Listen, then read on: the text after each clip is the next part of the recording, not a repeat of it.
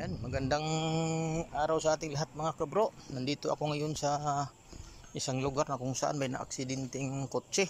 Ano po? Siguro ang driver nito ay nakatulog gawa ng kaninang madaling araw ng mga alas 3. Ito na disgrasya. Ito ay palusong galing doon. Yun.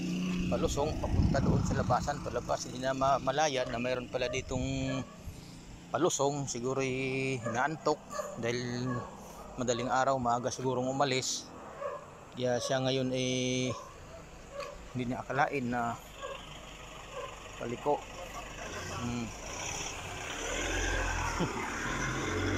Yan mga kabro.